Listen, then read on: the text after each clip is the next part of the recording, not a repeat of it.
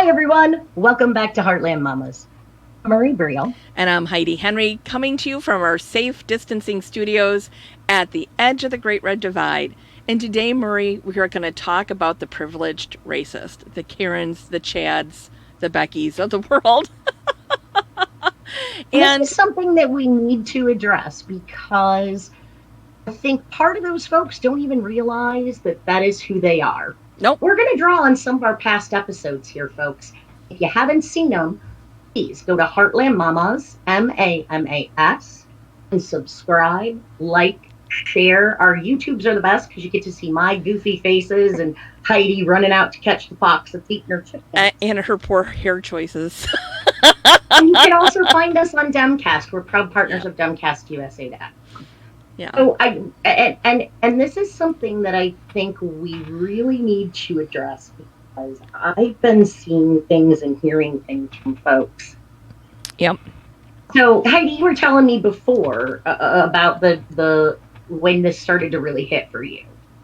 Well, about 4 years ago, we realized that we were going to have candidate Trump and build that wall, become the you know the standard bearer for the Republican Party.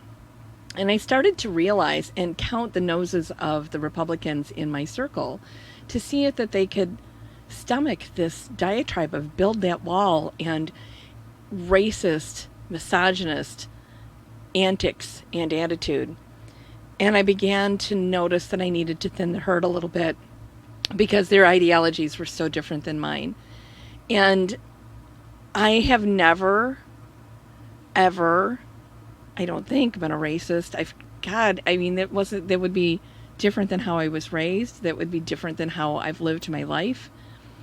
Um, and the way I was raised, I've told you before, is that my mother told me God made us all different so we wouldn't get bored with one another and to appreciate all the differences in all of us. And that can be somebody who was born with one arm or somebody who has a different color skin than mine, and to appreciate that beauty.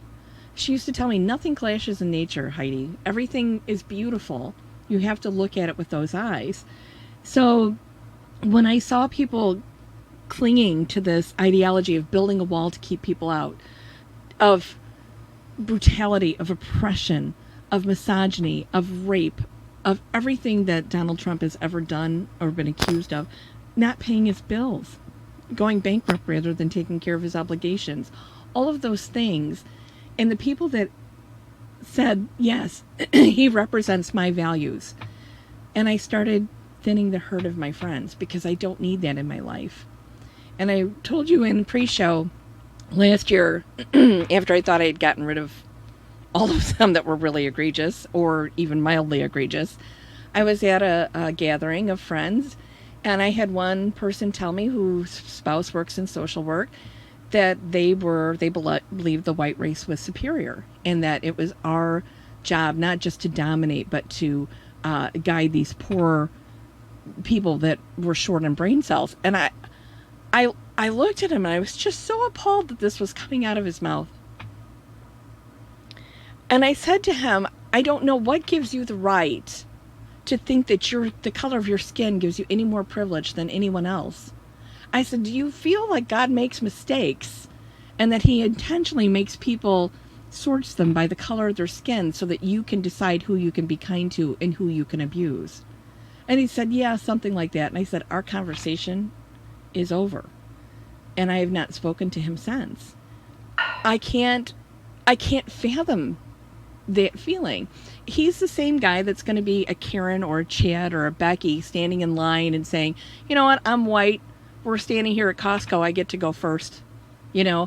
Just that stupidity, because we've seen all of those videos online of people behaving in that same manner that he was exposing, that he exposed about himself, and laying bare the fact that he is that level of ignorant.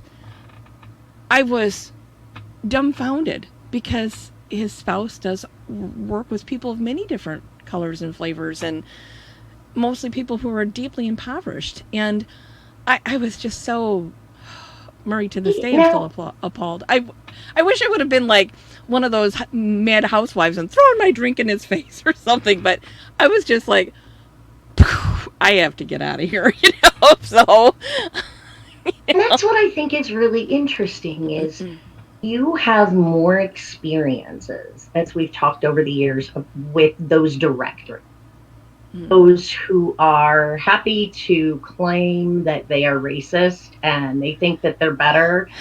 And in my mind, I would much rather deal with that. yeah, yeah, I Would guess. much rather have someone own it. There are those that I see, so many that I know are either those closet racists Yeah, who don't think that they're racist yeah, because they have the black friend or because they won't act like a racist. They don't burn crosses. They don't have a hood. They don't use the N word. They don't use slurs. yeah, There are so many of those people that I am surrounded by. I'm not sure if they're just, I think a part of them yeah. too chicken to actually own what they are. I think a part of them really don't understand the things that they espouse and the way they phrase things are a part of racism. Absolutely. It's a part of our society, and it's really hard to get through to those folks Yeah, because it makes us defensive.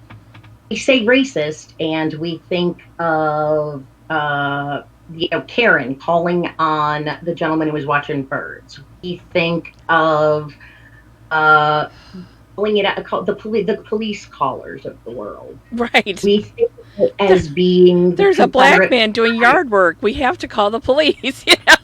Just yesterday in Carolina, wasn't it in Carolina? The police attacked a black Amazon delivery man, Are you serious? bringing a chair up to a woman's porch. I'm trying to think. Yes, I think yesterday. I think my Amazon driver yesterday was black, but I can't remember. I remember she had a really cute outfit on, but I don't remember. But I that's, can't imagine. there's this level of racist, right? Yeah, There's the hood wearing, cross burning, the you can't, my younger the brother. I. And Yeah, there's the next level, which is almost as bad. right. And that's your call the police on everybody, every person of color that you see you think is committing some sort of crime. Yeah. You drop down in the ranks to, I think, the privileged races. Yes. And Murray, I've the got to privileged, apologize, but my messy bun is coming down, so keep talking. I gotta fix it or my hair is hey, gonna explode. So, hey, no problem, girl. sorry. Yeah, and if your hair explodes, it's going to be bad. I have I've seen it. It's I not have pretty good. I have way too much hair. So,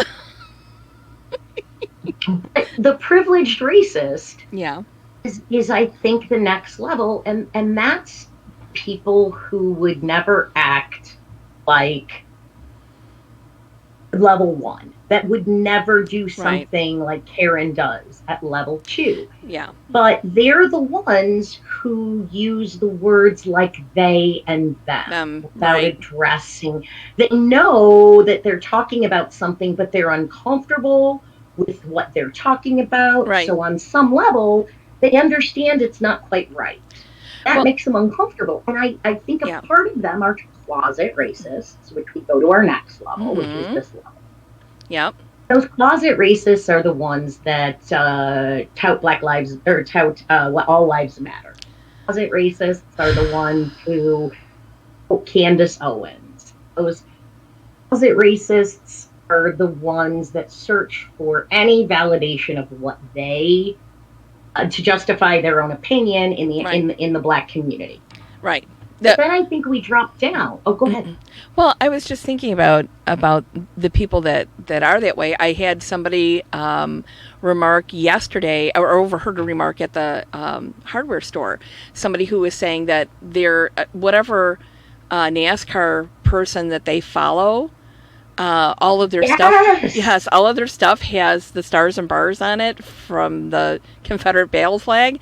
And now I can't take that the next time I go to Joliet to the Speedway. I'm like, Are you freaking kidding me? How can you not see that as offensive? And I'm standing behind him, with my gallon of paint at the hardware store, and I'm thinking that's your biggest concern, is that you can't take that gear with you to Joliet next time you go to if they have those races again this year. And I'm like, do you think about what that means? That people who live here in our area of Illinois were shot upon and killed by people who carried that flag. Does it ever just sink in? For God's sake, I mean, seriously, my hair is going to go flying in a minute, and I'm just going to let it go. So, but I mean, I think that we just mentioned those top three levels, and yeah, I don't think we're going to get anywhere with those top three levels of reason. So those are the folks that maybe something will get through to them, but yeah, we should definitely call them out when we see it. But I think we need to focus our energy on that next tier down, the ones under the closet reason, unintentional reason. yeah. I think that there's a lot of folks out there who don't understand really what privilege is because of the defensiveness, because they aren't privileged, they didn't have it easy, blah, blah, blah, blah, blah. And they cling to that narrative. Yeah. They're really not racist. So, like, I've seen a lot of people in the last 3 weeks evolve on social media. I've Haven't we also seen though? them devolve. Yeah. I've also seen them devolve. A couple of people, when the George Floyd video came out, they were outraged, of course, Right. rightly so. Mostly everyone was. Right. And they're very good-hearted people. They are not racist in any way, shape, or form that I've ever felt from them. Right. And they Right. were on board. They even said, this is racist. This is wrong. Yeah. We need to join hands. Hey, I will join you at a protest. Please include me. And then as the narrative changed and we moved into police reform, Right. we start scaring people. Well, And that's when unconscious racism starts boil coming up. out, because who's going to protect you from that big bad black man? Can't hear you. I lost you. You and I was ranting. So you and I both know that modern policing is rooted in the slave trade. It is rooted in the slave trade, and that Here's is the thing, though. We don't, and it's because we don't have real history and people don't understand. These unintentional racists, they're right. not even racist, but they're perpetrating the racist message Well, because they are adhering to something that they believe that isn't true. well, As we move, okay, I'm sorry. Go ahead. we've got these kids, we've got these people who realize it's wrong, know instinctively it's wrong, want to join, Right. and we start to see changing the system, and that starts to make them uncomfortable. So they gravitate toward all lives matter. They gravitate toward protecting the police, the Right. thin blue line, because it makes them really uncomfortable Right. in this dissonance. And they claim they're not racist, and they know that they're not racist, and we know they're not racist, but they're perpetuating the racist system. Right. I think those folks are the ones that we can reach, because like they instinctively they know what is wrong. Instinctively they are on board. They start to believe the narrative because they become uncomfortable. I, And we, yeah. as people attack those folks or challenge them, and and that's when we start to see them either dig in more or grow. But I think it's because they're really not racist. That's not everybody, Right. but Right.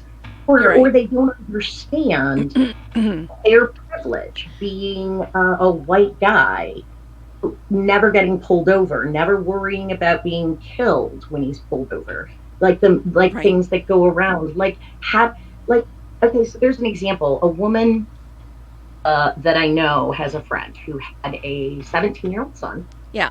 Went to, this is a separate issue, but it shows systemicness that maybe some of our listeners will Mm-hmm. will understand. So she had a 17-year-old son, athlete, great. He said he felt dizzy. He said his chest hurt, wasn't feeling good. Mom took him to the ER, and the nurses came in and they were like, okay, well, is he on any drugs or alcohol? Does he, they did a tox screen on him. They Yeah. gave him a blood test. They came back and said everything seems to be fine. They didn't give him a referral to a cardiologist. And the nurse came in and made sure she said, oh, his tox screen was clear. So without the referral to the cardiologist, they blamed it on anxiety. They thought that it might be something else, but without digging deeper. Yeah. 5 months later, son collapses with a massive heart attack Oh my and gosh. dies. Oh, that's so sad. Now, I'd like to equate that to my own son. 16 years old, Yeah. last fall, chest pain, lightheadedness, dizziness, but in and out of I his remember. oxygen had dropped. The nurse called the ambulance. The ambulance picked him up at the high school, drove him to the hospital. Yeah. I I jumped, I hurdled a hedge to get to the ambulance as it was pulling up, came into the ER. The first thing they did was attach him to EKGs. They did blood work. He had oxygen. I mean, full run up. Doctors, nurses checking him. They said, okay, does he take any medication? Do you use any substances? Once. He didn't run a tox screen on him. We were referred to a cardiologist. Went upstairs before we left to get an EKG after he'd had it in the emergency room. Difference in care, the difference in the way that I was interacted with, and this white blonde boy from Plainfield Central comes in an ambulance. It wasn't assumptions. Nobody made any inferences. Of course, they didn't even do a tox screen. Wow. That shows you, to me, that we don't understand privilege and we don't really get that it is What in every aspect was the first of child? life. Was the first child a black child? Yes, yes, he was. He was a black woman and her black son. My mother used to talk about how much she hated the overt racism. She was in mother baby care at a very large hospital, and she used to have to advocate for her black patients all the time. She said it was the worst for black and Indian mothers because they didn't want to give them anything, nothing.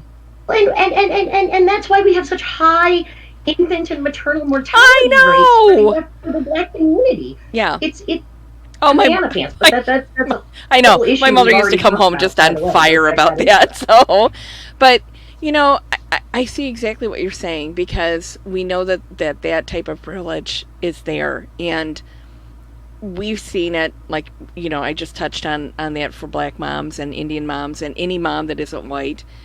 But we also need to understand that when people take their privilege and they use it for good, your privilege can be used for good too. You can be an ally. You can be the person that says, hey, like my mom, hey, that's wrong. This woman is having, major bleeding. It's not because she's black, it's because she's a woman and that's how her plumbing works. And she needs help. She's hemorrhaging. So she could take her white privilege and take it right to the person that could change that. But in the case of of the story that you told with the two different moms and sons, equally heartbreaking. Murray, there's not a day that goes by when I think about all of the wonderful, brilliant people we have lost due to the systemic racism in our country.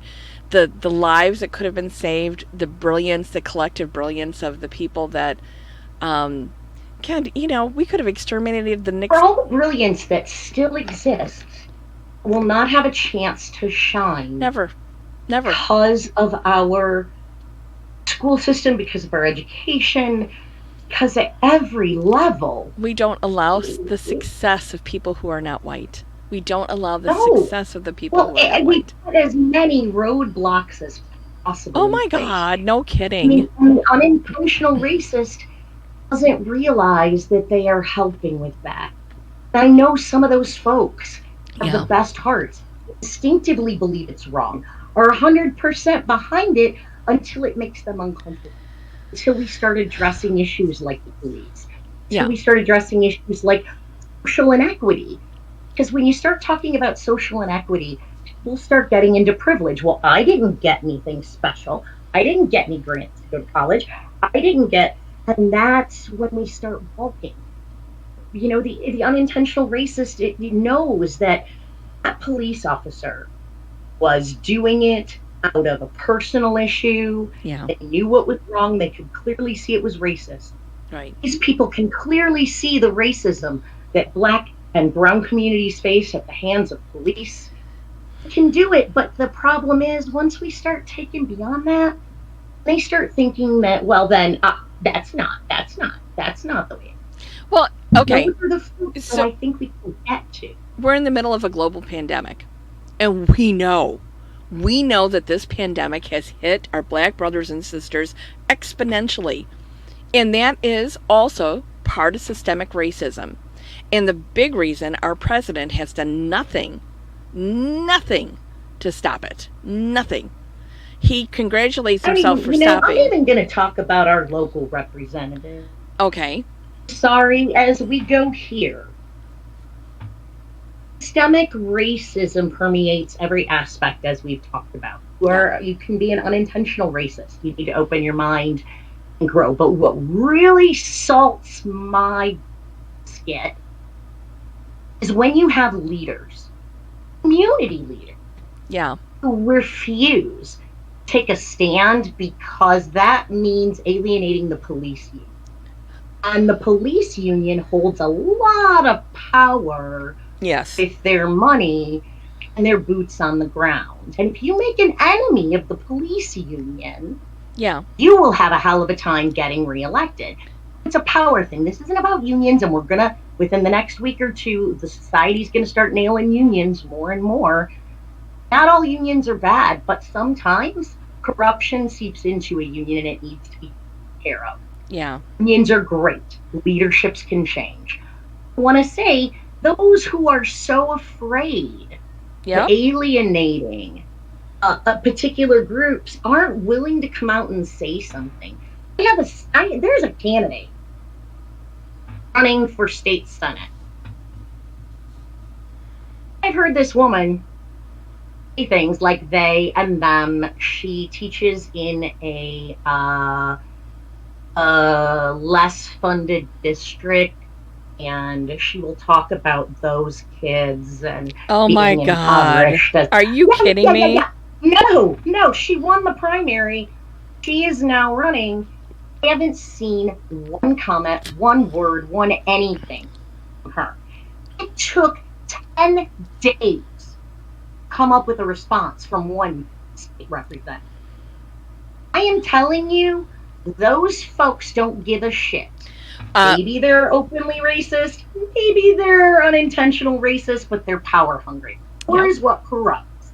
Yeah. When you, the unintentional racist, feed into that narrative, what you're doing is you're keeping those assholes in power. Yeah, absolutely. Absolutely. My own state senator who I ran against, when we had the huge controversy in Morris, Illinois about having a walk for peace, was nowhere to be found. And after the peaceful rally was finally held by a different organizer, finally came out with a statement about George Floyd 14 days after his murder. And I have to wonder, number one, she's a Republican, so she's playing to her base. Number two, Oh. how does she really feel, and who else is she neglecting in our area? Who else is she shunning and not paying attention to?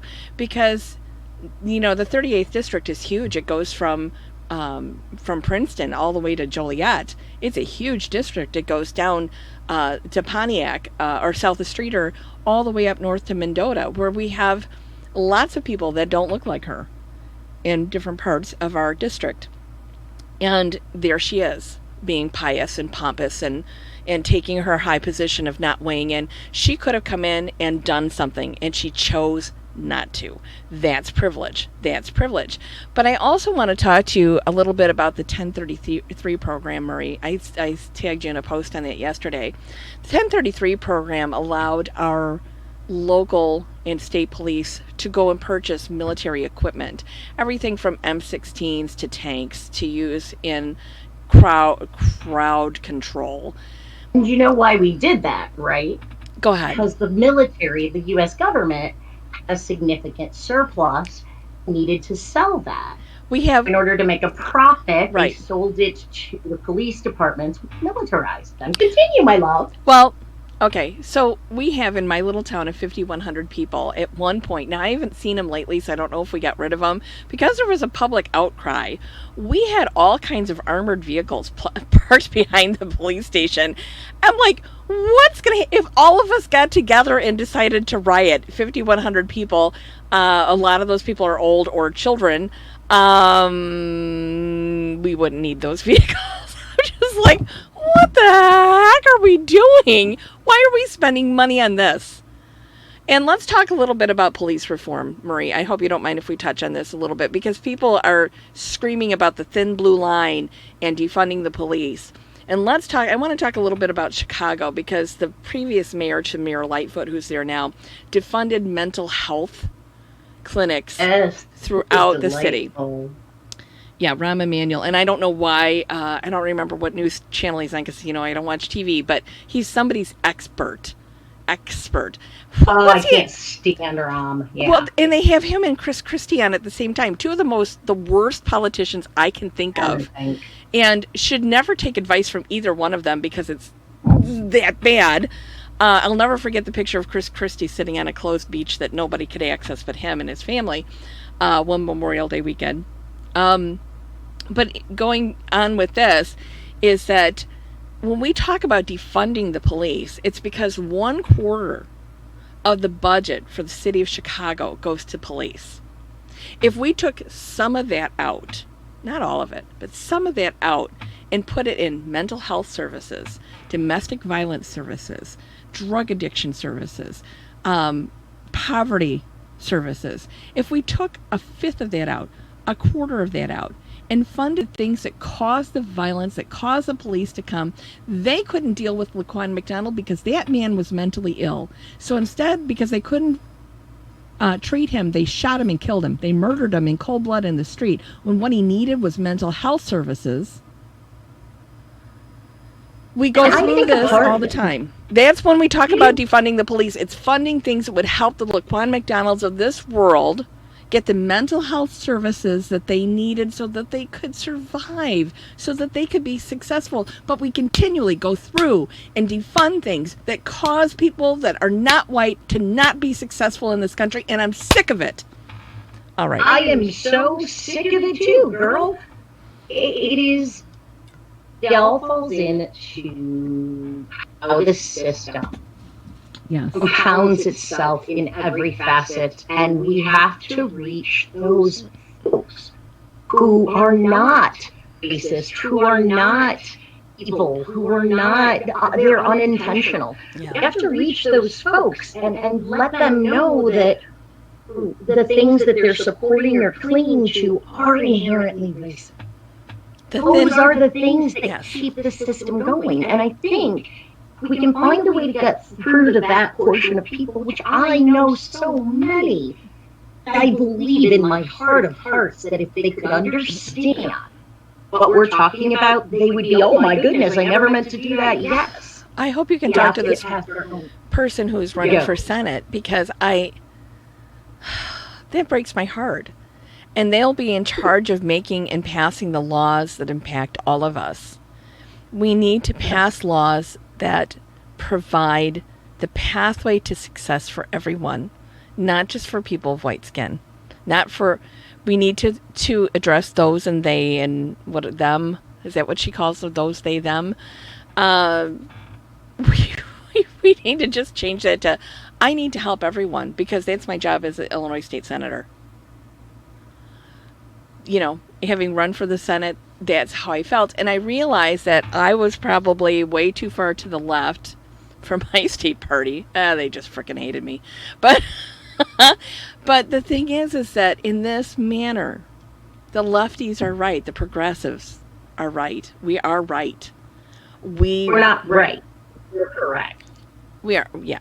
Oh God, I don't want to be right. But but Never being right. Never right.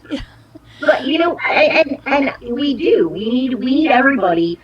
And we talk about this bigger tent. Well, come on, now it's time to embrace the lefter side. yes. Realize that Oh that is God. what is We do. correct and morally true We talked about the as myth of opposed. the myth of the bigger tent. Amy I know, Klobuchar, I know. Amy Klobuchar, who helped bring us this mess that we're in right now. You know?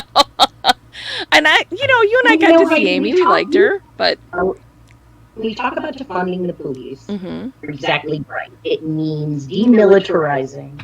Yeah, It means reallocating resources. yeah, You and I talked about this before on multiple shows. It means redefining and redesigning every police force right, from the ground up. The right. way that you interview, the psychological exams that you do, the education, it needs to be completely Listen, all. I told you that I knew somebody who got kicked off our local police force for sexual harassment and ended up as a police chief somewhere else. Are you kidding me? Are you kidding Yeah, there's me? a lot. And we are going to do a show on this, guys. We will keep you posted, but we are going to do a show on criminal justice reform, police reform Yeah. coming up here very soon. Yep. We hope that today we gave you ammunition, maybe I hate some that word. ideas of who to really try to reach out to change their mind. I would reach out We to, all want to call out those yeah. overt racists. It makes us feel good, but let's find those unintentional racists. Let's find those folks with privilege who just don't get it. Find the person flying the thin blue line flag and let them know that that flag was made in opposition to Black Lives Matter. Tell them that that is racist. It is an alt-right symbol. They may not realize it. They might think they're just respecting the police when the truth of the matter is yes, that it's about education, as Yeah. Ms. May Whiteside told us. oh yes, It's about education. It's and I emphasize the institutional component of education. Mm-hmm. Well, Ms. May made a great point, and she said we need to start sharing our stories and give information from a personal level as well. Yeah. And Yeah. and then that breaks down a lot of walls. Absolutely. We have to be willing to change the institutional racism that is latent in all of our words and actions and deeds that we might not think we're doing. We have to drop our defenses. Yes. Because when someone says something to us, like, "Oh, you are that's a racist comment," of course Yes. we're not. And I think I just said to Steve, there was a thread about a woman who was just all up in arms that they had counter protesters that tried to hijack a beautiful high school girl Black Lives Movement Yeah. protest in a very white suburb, Yeah. and she was just mortified and shocked. I'm like, okay, Karen, you're not Karen. You're more of a Kara. Yeah. It's about 2 years behind. It's going to require a lot of teaching her little bits if she thinks it's wrong but doesn't get it yet. We've got to get those folks who are about 2 years out and start reaching them, but I don't have time for those. I think that under Barack Obama, I really feel like we were making some improvement. And in 2010, when the Koch brothers founded and funded the Tea Party, they tapped into the latent racism that prevails in this country. It was never about taxes. It was always about racism. The freedom movement is not about taxes. It's not about the Tea Party. It is all about racism. It's allowing white people like us to participate in overtly racist actions under the name of something else. And we teach our folks. Yeah. That's not right. Well, and I've been just so incredibly impressed by the amount of young people that have come forward and said, you know what, old people, we're not doing this anymore. Koch brothers, you can kiss my ass, you know. So One of the really cool things was the first protest that I went to. I don't remember if I've talked about this, but first protest that I went to for George Floyd and Black Lives Matter, my son brought my attention to because he's a little activist. So cool. And one of the girls that met him there was there incognito. Her mother would have been floored if she were there and upset because her mother doesn't understand why they're doing it. I would say that was about a quarter of those teenagers were there whose parents don't understand racism, don't understand why it's wrong, and they came out to fight. good for Gen them. Z is freaking the bomb. Yeah, somebody asked me the other day if your daughter wanted to go to a Black Lives Matter protest, would you let her? I said, she'd be an organizer. Are you kidding me? I'd be disappointed if she didn't want to go and be front and center, you know? And, you know, me, from the time she was very young, just like my mother, I took her to speak her piece, you know? I expect her to stand up for what she believes in. I expect my son to do that. I expect myself to do that. My husband does that. It's how we express ourselves. I am not good at keeping a light under a bushel basket, right? Not me. So I want to ask our audience to look around themselves and see the people that they're with and do something this week that can make a difference in the lives of those, them, because they are us. They are all of us. We are all on this ship together. We're all going to the same place together. No matter what we look like, no matter how God made us, we're all going together. We need to start respecting that, and we all need to do, all of us need to do better. Well, thank So, you so much for tuning in, guys. I have thoroughly enjoyed today's episode. We hope you enjoyed our rant. We went a little longer than usual, but reach out to us, give us your comments, share. I think maybe understanding different levels will help us reach more folks. Like Heidi said, we are all us. Oh, the Heartland Mamas, MAMAS.com. mamas.com. Like, share, follow, And subscribe, and find us on Demcast. Take care now, everybody. Bye bye.